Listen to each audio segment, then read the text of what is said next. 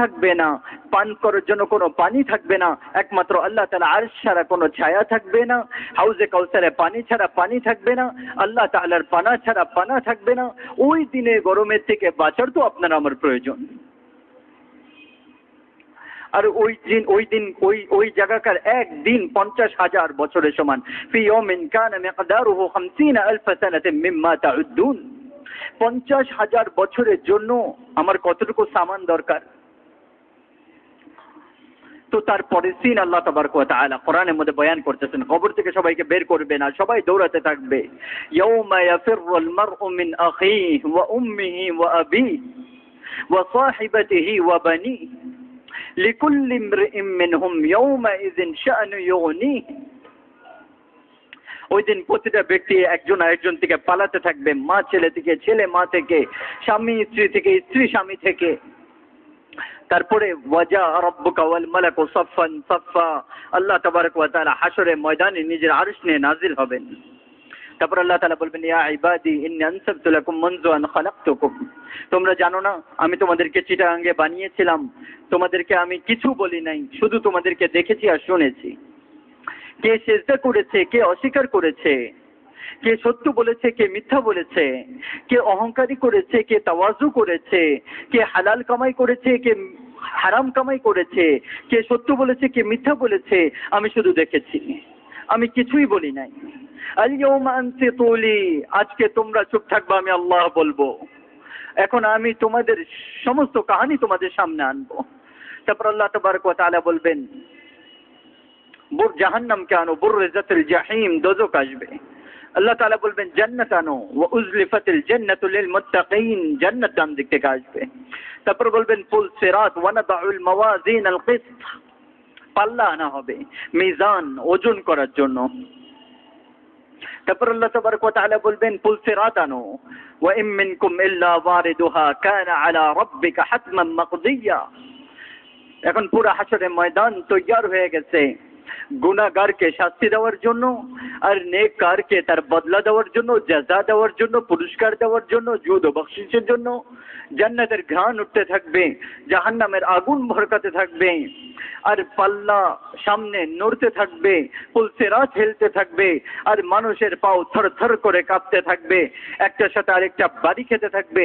কোনো মানুষ ওই দিন যদি 70 জন নবীর আমল যদি নিয়ে আসবে, তারপরেও একবার সে ভয় এরকম বলবে যে হায় আমি মরে গেলাম, আমাকে বাঁচাও। আদম আলাইহিস সালাম যেরকম সত্য বলবে, আল্লাহ আমাকে বাঁচান, আমি কারো ব্যাপারে সুপারিশ করতেছি না। আদম আলাইহিস সালাম থেকে ঈসা আলাইহিস সালাম পর্যন্ত প্রতিটা নবী বলবে নফসি নফসি।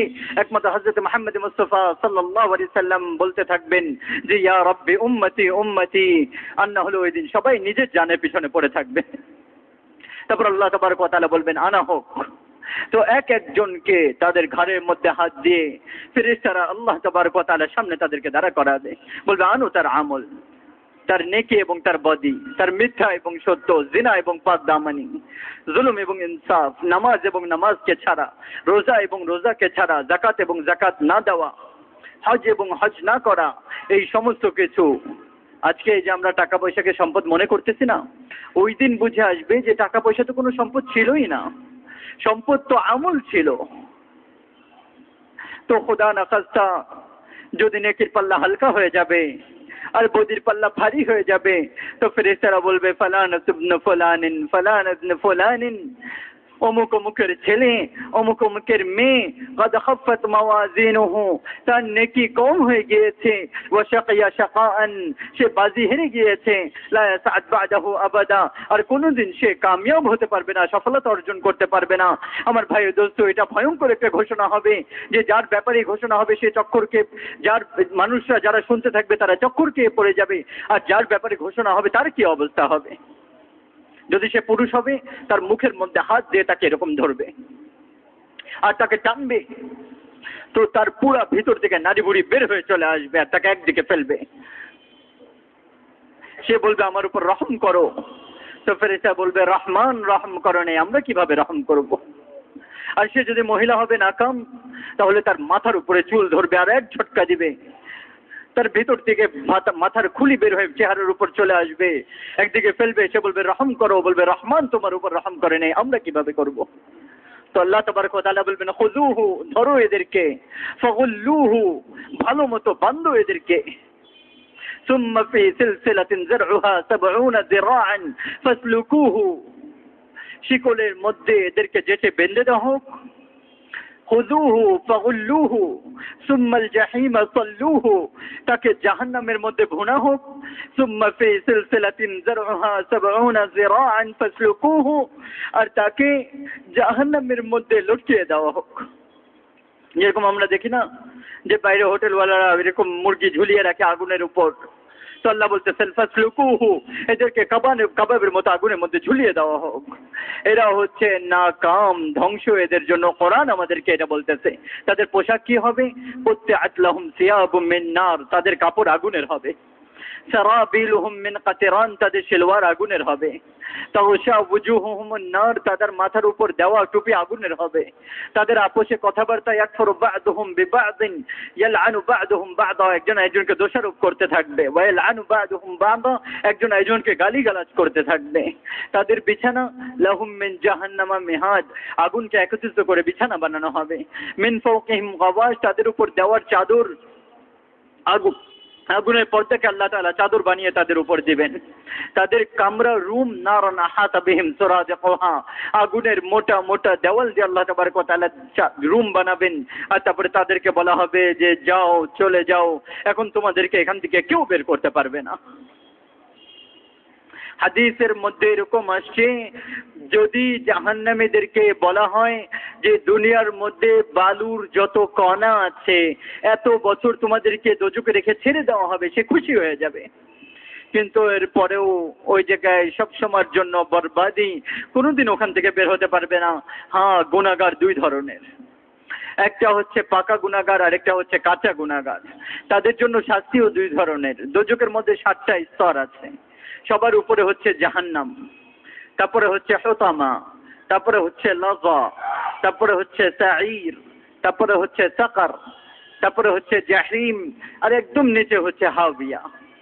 এই যে ৬টা যে নিচে, এটাকে এরকম বলা যেতে পারে সেন্ট্রাল জেল। আর উপরে যেটা, এটা হচ্ছে জাহান্নাম, হাওয়ালাত।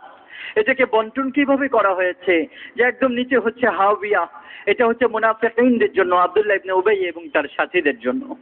তার উপরে হচ্ছে জাহিম, এটা হচ্ছে মুশরিকিনদের জন্য, আবু জেহেল এবং তার সাথীরা। আর তার উপরে হচ্ছে সাকার, এটা হচ্ছে মাজুসিদের জন্য, অগ্নি পূজারক। তার উপরে হচ্ছে সাঈর, এটা হচ্ছে সাবিনদের জন্য, গাছকে পূজা করে, গরুকে পূজা করে। আর তার উপরে হচ্ছে লাযা, এর মধ্যে ইহুদিরা যাবে। আর তার উপরে হচ্ছে হুতামা, এই জায়গায় খ্রিস্টানরা যাবে। এই ৬ স্তরের মধ্যে যারা চলে যাবে, এরা কোনোদিন এখান থেকে বের হতে পারবে না। এদের এখান থেকে বের হওয়া অসম্ভব, এদের জন্য ধ্বংস সব সময়ের জন্য, তাদের তকদির হয়ে যাবে। আর একদম উপরে হচ্ছে জাহান্নাম। জাহান্নাম কাদের জন্য? আহলে ঈমান মুসলমানদের জন্য। কোন মুসলমান? কাবিল থেকে নিয়ে প্রথম দোজখী দুনিয়ার মধ্যে, দুনিয়ার সর্বপ্রথম জাহান্নামে কাবিল, যে হাবিল নিজের ভাইকে খুন করেছিল, কাবিল থেকে নিয়ে একদম শেষ ঈমানওয়ালা জুহাইনা, যার ব্যাপারে আল্লাহর নবী বলেছিলেন যে একদম শেষে যাকে জাহান্নাম থেকে ঈমানওয়ালা বের করা হবে আর তাকে জান্নাতে দেওয়া হবে, সে আমার উম্মতের ব্যক্তি হবে, যার নাম জুহাইনা হবে, যার গোত্র জুহাইনা হবে, তার নামও জুহাইনা হবে। তো হুজুর তো তারপরে কথাও বলেছেন যে আমি যেন আমার চোখ দিয়ে এরকম দেখতেছি, আল্লাহ দেখিয়ে দিয়েছেন যে জাহান্নামকে তাকে টেনে টেনে বের করা হচ্ছে। তো আল্লাহ তাবারক ওয়া তাআলা তার পরের দৃশ্য আমাদের নবীকে দেখিয়ে দিয়েছেন যে কাবিল সর্বপ্রথম, জুহাইনা একদম শেষ। এর মধ্যেখানে যত পুরুষ মহিলা নাফরমান গুনাহ করে তওবা করা ছাড়া মরে যাবে, তাদের সবাইকে জাহান্নামের মধ্যে দেওয়া হবে। এই জায়গায় নিজে শাস্তি ভোগ করে তারা বের হতে থাকবে। যে ব্যক্তি জেনে বুঝে এক ওয়াক্ত নামাজ ছেড়ে দেয়, তার জন্য জাহান্নামের একটা দরজা খুলে যায়। যতক্ষণ পর্যন্ত সে তওবা করবে না, তাকে এই দরজা দিয়ে অবশ্যই অতিবাহিত হতে হবে। হতেই পারে না যে সে ওই জায়গা দিয়ে যাবে না, অতিবাহিত হবে না। তো ঈমানের পরে কবিরা গুনাহ মা বাবা নাফরমানি, মা বাবা